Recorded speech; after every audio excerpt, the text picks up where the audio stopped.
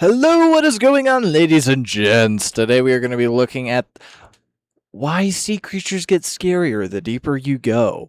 Of course, as you can grab from the title, sea creatures, and it's going to be really scary. And we're going to see how fucked up they get the deeper down we go into the ocean. But as always, if you like what you see, be sure to like and subscribe and comment what else you'd like to see from me. And yeah, let's get right into the video, shall we? Oh shit, wrong. Okay, there we go. Oh, I didn't know this is real footage. Beneath the surface of our oceans lies a world we were never meant to see. Googly eyed motherfucker. A realm where light dies and life takes on forms that shouldn't be possible. Man, like, I'm sorry, I already gotta pause it, man. Like, I'm just thinking, like, I went to Hawaii about a year ago, and I got to do a little bit of snorkeling. But, dude, you can barely see in front of you, like, maybe, like, 50 feet, maybe. Like, no. I was always looking around, like, the more I was in there, like, the longer I was in there, the more I felt scared. I just felt like something was just gonna come out from the depths and just nab me. It's awful, but I mean, I saw a lot of really cool fish, so that was really cool. But yeah, I wouldn't recommend doing that if you have a fear of the deep sea. As we descend deeper, crossing the sunlight zone, then the twilight zone, then the midnight zone, the creatures we encounter turn progressively stranger.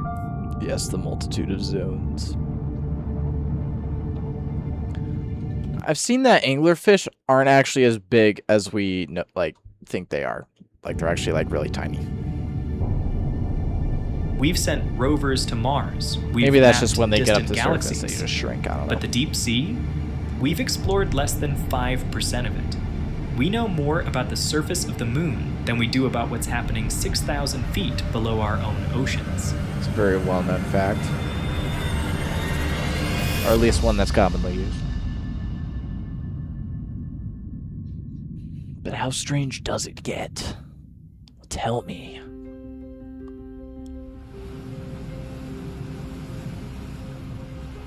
At the surface, the ocean is bright and full of life. Sunlight fuels plankton blooms, which feed fish, which feed entire food chains stretching from coral reefs to whales. But drop below 200 meters, and that light begins to fade. We are now entering the twilight zone, a vast belt of ocean stretching down to 1 kilometer deep. Here, the sun's rays are too weak for photosynthesis. The forests of plankton vanish. There are no plants, no green energy. Because the slow snowfall. In order to get that deep, does it have to be like that really big slope part? Like, I never knew like there was just like a drop off at some point. I don't know. Maybe, I don't know. I mean, it makes sense why it just eventually just goes deeper. All of particles drifting from above. Tiny fragments of plankton, waste, and the remains of the dead. Scientists call it marine snow. To us, it looks insignificant. To the creatures here, it is life itself. Their food, man. And where there is food, there is life. But not life as we know it. The animals of the Twilight Zone have evolved into some of the strangest forms on Earth. So these animals are really just eating flakes of dead shit at the bottom. I didn't know that part. Well, I figured they don't really have a whole lot else to eat down there, but like, shit, I didn't know like that's what all the flakes were. It's just like a sea graveyard. Earth. Many are transparent, their bodies like glass. The glass squid drifts with organs barely visible, really cool. A ghost against the blue. The glass octopus is almost invisible, its eyes the only solid feature. Why so many species take on transparency here is still a mystery. It may be camouflage, a way to vanish in the faintest light. Or perhaps a way to conserve energy in a world where every pigment costs more than it gives back. Others choose the opposite strategy, not invisibility, but light. In the gloom, some creatures create their own glow through a chemical reaction known as bioluminescence. That's really cool. To us, it's dazzling. Flashing dots, glowing patterns, entire bodies flickering like lanterns. But here, light is survival. Some use it to lure prey, some to find a mate, and some to disappear. Is that splooge? This trick Just is called fish splooged counter-illumination. From below, predators can spot a dark silhouette against the faint shimmer above. To hide, animals like the firefly squid cover their bellies with light-producing organs. They adjust the brightness to perfectly match the glow from the surface. You know, I always see those pools like that on the internet. Like, hopefully I get one of those eventually because that looks really cool. Just like a bioluminescent pool. I don't know why. That just seems really rad, especially like glow in the dark. Erasing their outline and vanishing into the background. Interesting. It is camouflage by imitation, making light to disappear into light. Other species play stranger games. The bloody belly comb like jelly shines in deep red.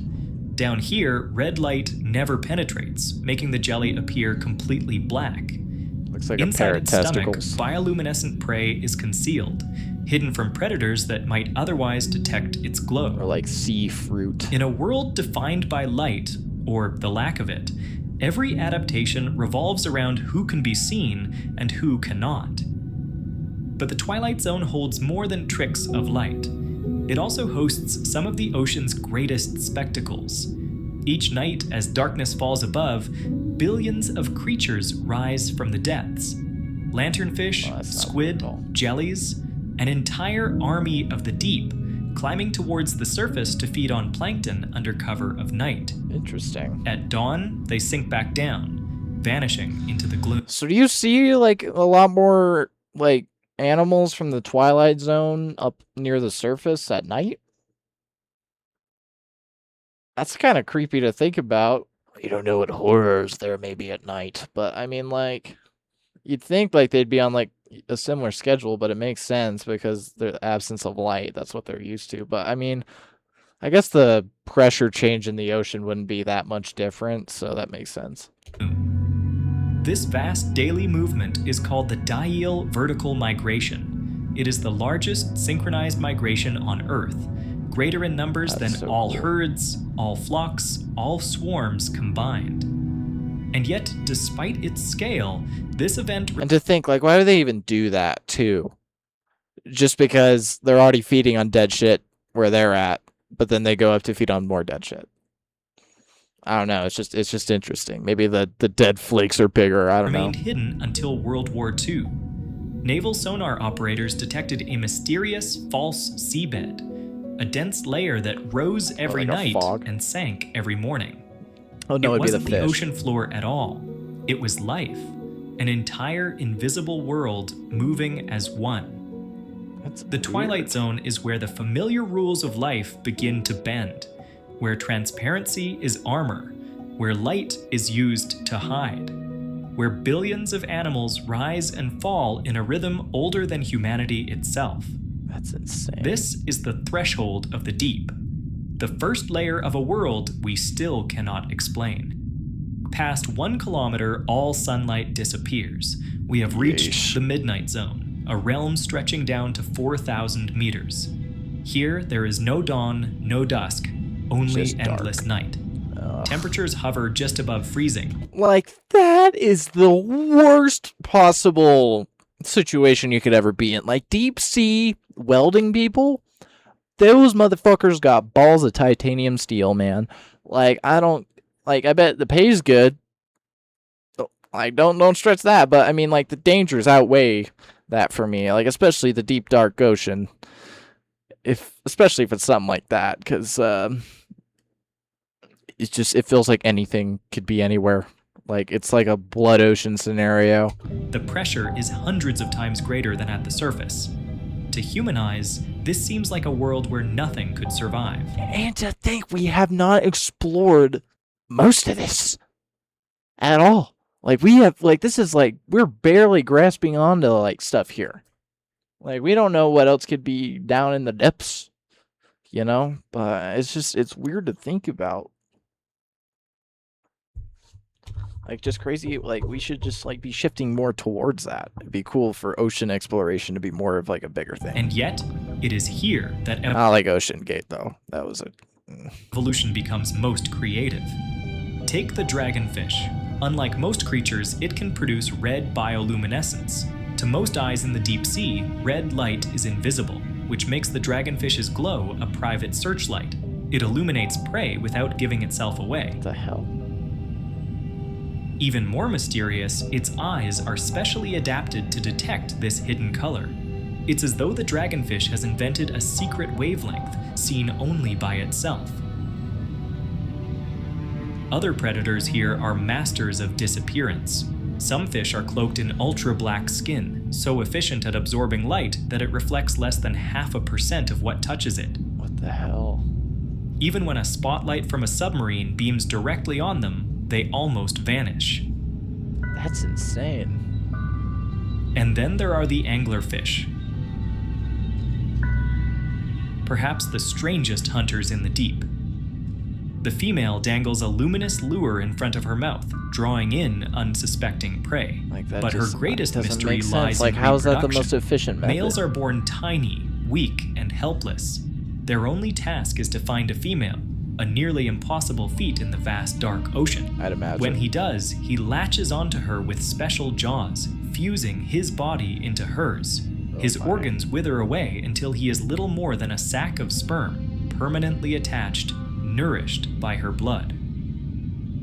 What the fuck? It is one of the most extreme forms of sexual adaptation known in the animal kingdom. Didn't it just, like, absorb it eventually? Not That's why it every gets animal bigger? here is a hunter. Some are opportunists, scavengers waiting for the fall of food from above. A single whale carcass sinking to this depth becomes an oasis, feeding entire communities for decades. Decades? And yet, even with submersibles, what we know of this zone is fragmentary. For every species documented, scientists believe dozens remain unknown. Jesus. Each dive into the Midnight Zone uncovers creatures never before seen by science. Animals with glowing eyes, needle-like teeth, or bodies so fragile they disintegrate when brought to the surface. This is the Midnight Zone, a world where light is weapon, where invisibility is survival, where even reproduction follows rules beyond our imagination. 4 kilometers down, we That's leave almost the as open bad as a waters and praying touch the mantis bottom eating your of the head. abyss. This is the Abyssal Plain, Oh. one of the largest habitats on Earth, covering more than half of the planet's surface. And yet, it is also one of the least understood. Here, there are no landmarks, no coral reefs, no kelp forests, no towering mountains. Only a thing- vast desert of no kelp forests, Hold on, no sorry. tower. That is what most of the Earth is. I think, at least based off of what he said. Like, it's not land. Well, there's land there, obviously, but it's covered in... I don't know what he said, like 2 kilometers worth of water. I don't know what that is in freedom units. But, like, to think we've barely explored that is just insane to me. But, I mean, I guess it's hard to get down to that depth. I mean, as you see here, they've got shit for that. Towering mountains. Only a vast At least desert I don't of know if mud it's actually stretching for thousands of kilometers actual in real every footage. direction. Temperatures never rise above 4 degrees Celsius. Seems like it. Food is scarce. Survival here demands strategies unlike anywhere else on Earth. He's got One no legs. adaptation is size. Many animals of the abyss are giants compared to their shallow water relatives. Giant isopods, the size of puppies, scuttle across the That's like a sediment. roly-poly, but Amphipods, water normally form. tiny, can grow longer than a human hand. Even the colossal squid, among the largest invertebrates alive, Oh, hell is no. thought to prowl these depths. Scientists call this phenomenon deep sea gigantism. Hell no. But why See, it occur- that's what I think whenever I'm in the fucking depths. Scientists call this I phenomenon always think just all that shit's just gonna drag me into the fucking depths of hell, and then I'm just suffocate and die, and then get eaten by a giant squid. Well, I know that they're not at the level we're at, I don't think, or are able to. I hope not, but still. Jesus. Deep sea gigantism, but why it occurs remains an open mystery. Some suggest it conserves energy. Others think it provides better defense against scarce predators. The truth Possibly. is, we still don't know. Another 'cause they say oasis they, of like, life basically arrives when disintegrate when they get to giants the from surface. above fall. A dead whale sinking to the abyssal plain becomes a rare jackpot. Within hours, scavengers gather. Sharks, hagfish, Oh, amphipods. sharks go that low. Soon after, stranger creatures move in. Bone-eating worms called Osidax colonize the skeleton, Oh. feeding on oils locked inside the bones. That's wow. Entire ecosystems spring up on a single carcass, lasting decades, until all that remains is dust. Damn. Other animals here survive on less dramatic meals. The vampire squid, despite its terrifying name, is not a predator at all. It collects drifting particles of marine snow using long, sticky filaments. Even in the oxygen-starved depths, it thrives, using a blood pigment with the highest oxygen affinity of any known cephalopod. I don't know what the In fuck that's this supposed to desert of silt and silence, life is slow. Creatures grow slowly, reproduce rarely, and live for centuries. The Greenland shark, which can dwell at these depths, may live Yeah, isn't over that one of the oldest sharks alive as a Greenland shark? Like, it's at least 500 years old, right? At least from what I know. If it's still alive. I hope it is. Because that thing's been around since countries were formed. At least the U.S. So that's just insane. That an animal can live that long. 400 years, the longest lifespan of any vertebrate known. Time itself They seems to usually last move 400 differently years. here. Wow. And yet, even the abyss is not empty. Look at those little Each guys. grain of sediment hides countless just running along microbes, there. recycling That's so cute. nutrients, sustaining a hidden food web that we are only beginning to map. The abyssal plains remind us of Earth's scale. They cover more territory than all forests, grasslands, and deserts combined, yet remain largely unseen, unexplored, and unexplained. Beyond the abyssal plain lies an even deeper frontier, the trenches. Carved by tectonic forces, these are the scars of the Earth, places underwater where one mountains. plate of the planet's crust slides beneath another, pulling the ocean floor down into unfathomable depths. Here begins the Hadal Zone, named after Hades, the underworld. It Jesus. stretches from 6,000 meters all the way down to the deepest known point on Earth, nearly 11,000 meters below the surface. To put that in perspective, if Mount Everest were dropped into the Mariana Trench, its peak would still be more than a mile underwater. Conditions here are almost beyond comprehension. Temperature, Like, yeah, like, as he was saying temperature, he's probably going to explain it in a second. But, like, how cold it would be. You would need, like, insulated suits if you're going down that low. I don't even know if we've had people. Well, I think we've had people in the Mariana Trench. I'm not too sure. But it's just like that level of depth, man. That's like millions of pounds of water just on you at once. Like, if a human were outside at that depth, you're just dead. Plain and simple, you're just dead. Instant. It's like what, as I said, Ocean Gate, just implode. temperatures remain near freezing. Pressures can exceed 1,000 times what we experience at the surface. To a human body, it would be instantly fatal. And yet, life not only survives here, it thrives. Among the most astonishing creatures are the snailfish that inhabit the very bottom of trenches. Fragile, gelatinous, with thin, translucent skin, they look too delicate to exist in such a hostile world. Yet they are the deepest living vertebrates ever discovered, thriving where no other fish can. Their bodies lack rigid bones, and their cell structures are reinforced with unique molecules that keep proteins functioning under crushing pressure. Other inhabitants are smaller but no less extraordinary.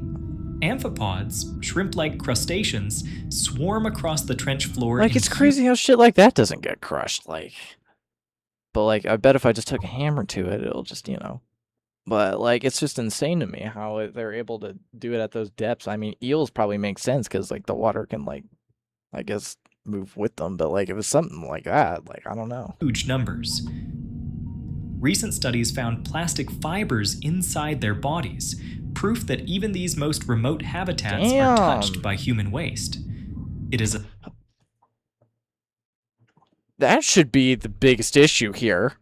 How the fuck are we getting plastic in literally the deepest depths of the ocean? That's just... Well, I know there's like mountains of plastic on the ocean, but like, oh my god. Like, I don't think humans realize how much we're fucking up the world right now, man. Like, why can't we go back to glass bottles and paper bags? Like, shit, man. a sobering reminder that the deep is not as isolated as we once believed. Everything's connected, bro. That's just nature. That's sad. Oh, that At is... hydrothermal vents along trench walls, life takes an even stranger turn. Tell me that bitch ain't Here, heating up the microbes water feed around it? not on sunlight or marine snow, but on volcanic chemicals ash. spewing from the Earth's crust. What the hell? Hydrogen sulfide, methane, even metals dissolved in superheated water. Entire communities of worms, clams, and crabs depend on these microscopic pioneers. Wow. It is a food web based on chemistry, not photosynthesis. That is insane. Showing us that life can exist in conditions utterly and alien all they to eat the is just surface. gas. These discoveries fuel a larger question. If life can adapt to such extremes here on Earth, could it not also exist on other worlds? Oh yeah, Icy moons like absolutely. Europa and Enceladus hide oceans beneath their frozen crusts. And like the amount Warmed of... not by sun, Dude, the amount of life that could possibly be out there is just astounding to think about. Because, like, I mean, just imagine, like, this here image here. Like, that's just hundreds of trillions of planets, galaxies. It's just limitless.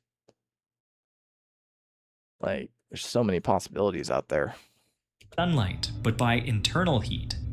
To study the Hadal Zone is to glimpse the possibilities of extraterrestrial oceans.